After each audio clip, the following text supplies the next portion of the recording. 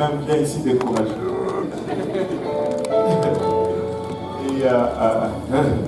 Et des fois, juste de voir certaines personnes, c'est un encouragement. Et des fois, tu rentres là, tu es découragé, et tu regardes juste, tu dis, frère Bastien est là, donc je n'ai pas de raison vraiment d'être découragé. Et on va continuer. Amen. On va continuer. Merci Seigneur. Et c'est vraiment un honneur et un privilège de faire la dédicace aujourd'hui de Jonathan Marc Alain. Alléluia. Et vraiment, une chose qu'on dit toujours, c'est que vous allez remarquer qu'on ne va pas le baptiser aujourd'hui. On ne va pas baptiser Jonathan aujourd'hui. Parce que l'église primitive du Seigneur n'avait pas cette coutume. Mais nous non plus. Et aussi, l'autre raison, c'est que ça prend deux choses avant le baptême. La première des choses que ça prend, c'est la croyance. Peu importe comment je peux prêcher aujourd'hui, Jonathan, il ne peut pas croire, il n'a pas encore développé cette habileté. La deuxième des choses qui est nécessaire pour un baptême, c'est la repentance. La Bible dit, repentez-vous et que chacun de vous soit baptisé au nom de Jésus-Christ pour le pardon de vos péchés. Et peu importe également combien on peut prêcher aujourd'hui, Jonathan ne peut pas se repentir parce qu'il est juste trop jeune pour le faire. Mais néanmoins, il nous reste une option, c'est de le présenter en dédicace au Seigneur. Et à l'exemple de Anne dans l'Ancien Testament, à l'exemple de Marie dans le Nouveau Testament, Bastien et Magdala aujourd'hui viennent avec Jonathan à la maison du Seigneur pour le présenter en dédicace au Seigneur. 1 Samuel 2:20 nous dit, dans le cours de l'année, Anne devint enceinte. Elle enfanta un fils qu'elle nomma Samuel, car, dit-elle, je l'ai demandé à l'Éternel. Si on saute au verset 24, quand elle eut servi, elle le fit monter avec elle et prit 3 taureaux, un épha de farine et une outre de vin. Elle le mena dans la maison de l'Éternel à Silo. L'enfant était encore tout jeune. Ils égorgèrent les taureaux, ils conduisirent l'enfant à Élie. Anne dit, mon Seigneur, pardon. Aussi vrai que ton âme vit, mon Seigneur, je suis cette femme qui me tenait ici près de toi pour prier l'Éternel. C'était pour cet enfant que je priais et l'Éternel a exaucé la prière que je lui ai adressée. Aussi je veux le prêter à l'Éternel. Il sera toute sa vie prêté à l'Éternel et ils se prosternèrent là devant l'Éternel. Je ne sais pas combien de temps la sœur Magdala a pleuré devant le Seigneur pour ce bébé. Mais finalement, elle l'a. Et je crois qu'elle vient pour le prêter à l'Éternel.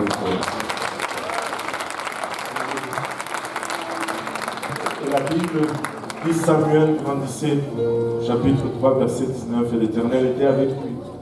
Et il ne laissa tomber à terre qu'une de ses paroles.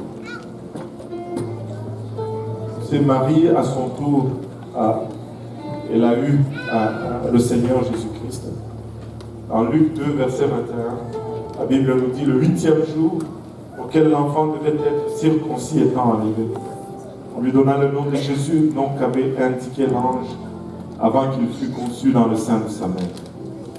Et quand le jour de leur purification fut accompli selon la loi de Moïse, Joseph et Marie le portèrent à Jérusalem pour le présenter au Seigneur. Et aujourd'hui, encore une fois, c'est Bastien qui amène Jonathan au temple pour le présenter au Seigneur. Alléluia. Et c'est à base de ceci que nous faisons ce service. Ce service est vraiment conçu pour aider les parents à réaliser l'importance d'élever les enfants dans le voie du Seigneur. La parole de Dieu nous dit encore une fois dans Proverbe 22, verset 6, « Instruis l'enfant selon la voie qu'il doit suivre, et quand il sera vieux, il ne s'en détournera pas. » Vous savez, on ne devient pas un joueur de golf professionnel par accident. On ne devient pas un joueur exceptionnel au basket par accident. On le pratique des fois depuis l'enfance, jour après jour. Vous savez, vous n'allez pas non plus devenir un grand chrétien, un grand serviteur de Dieu par accident. Ça commence de le berceau. Nous devons vraiment, littéralement, former l'environnement de notre maison. que cela soit un environnement propice pour sa croissance. Les cantiques qu'on doit y entendre doivent être des cantiques qui exaltent et qui honorent le Seigneur. Le nom de l'Éternel doit y être regardé avec beaucoup d'estime et beaucoup de respect. Ça doit être un lieu de prière où l'enfant nous voit prier et invoquer le Seigneur. Alors qu'il grandit dans cet environnement, lorsqu'il va arriver à l'âge de la compréhension, il va se tourner naturellement vers ces choses et il va servir le Seigneur. Deutéronome 6, verset 4, nous donne le commandement le plus important d'Israël. Deutéronome 6, à partir du verset 4, nous dit: écoute Israël, l'Éternel notre Dieu est le seul Éternel. Tu aimeras l'Éternel ton Dieu de tout ton cœur, de toute ton âme, de toute ta force. Et ces commandements que je te donne aujourd'hui seront dans ton cœur. Que tout le monde dise dans mon cœur. Alléluia. Tu les inculqueras à tes enfants. Et tu en parleras quand tu seras dans ta maison, quand tu iras en voyage, quand tu te coucheras et quand tu te lèveras. Tu les liras comme un signe sur tes mains et ils seront comme des frontaux entre tes yeux. Tu les écriras sur les poteaux de ta maison et sur tes portes. Tout ceci, le Seigneur le donne pour souligner à Israël l'importance d'inculquer à leurs enfants la connaissance de l'Éternel. Nous devons connaître l'Éternel, mais nous devons aussi inculquer à nos enfants l'importance de connaître l'Éternel. Vous savez, Abraham est entré dans les secrets de Dieu parce que Dieu a reconnu qu'il allait élever ses enfants dans la crainte de son nom. Et pour cela, ça a ouvert une porte au secret de Dieu dans la vie d'Abraham. Alléluia. Dieu a un plan pour Jonathan. Vous savez, alors qu'il était conçu dans le sein de sa mère, Dieu le connaissait. Et il a un plan pour lui. De trouver ce plan et de le vivre dans sa plénitude va signifier vraiment le succès. Mais passer à côté du plan de Dieu va signifier l'échec. Et cela peu importe l'accumulation de richesses matérielles, peu importe l'accumulation de maisons, de voitures ou de renommée, passer à côté du plan de Dieu, pour lui, vraiment, ça va être un échec. Et c'est votre privilège et votre responsabilité que de guider cet enfant de manière à ce que connaître Dieu et le plan de Dieu pour lui soit sa plus grande ambition dans la vie. Amen. Et c'est à cela que nous vous exhortons et que nous vous encourageons. Alléluia. Bastien, allez-vous vous engager à élever Jonathan dans la voie du Seigneur. Alléluia. Alors c'est un privilège pour moi de le présenter à votre place au Seigneur. Si la congrégation veut bien s'élever, on va prier pour Jonathan.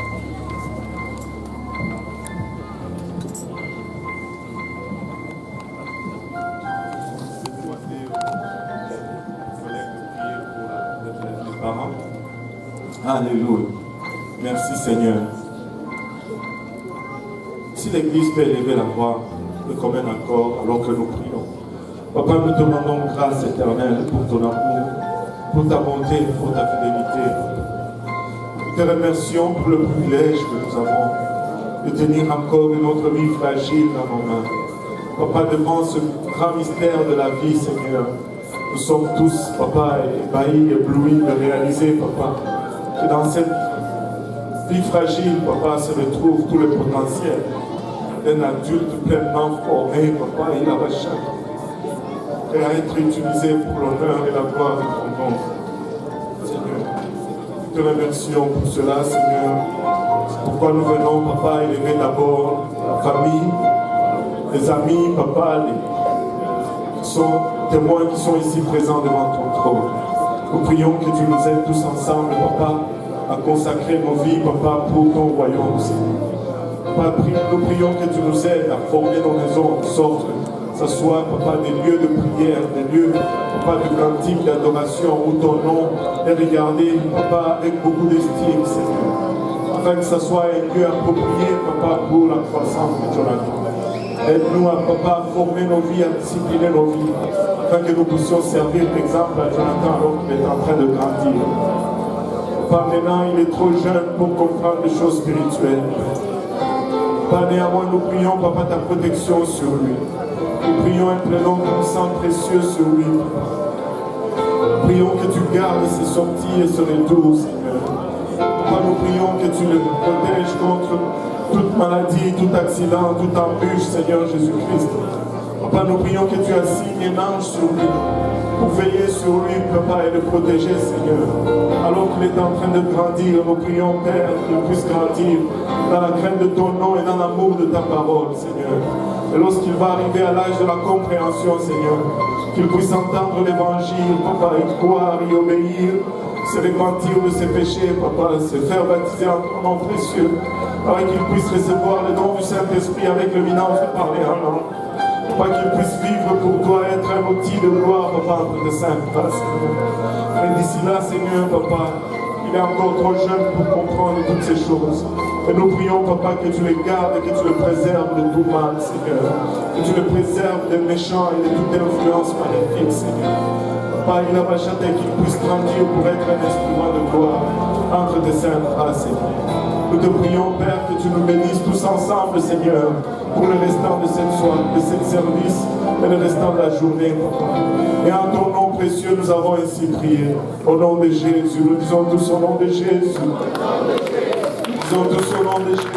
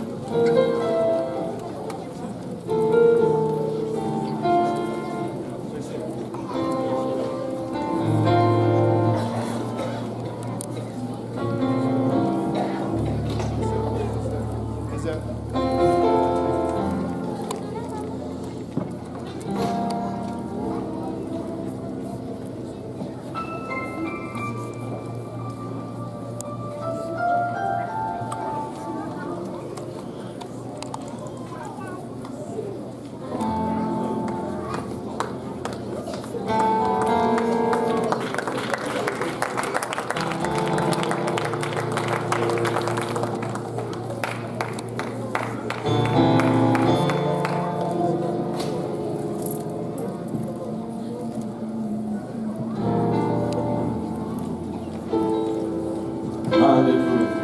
Gloire au nom de Jésus.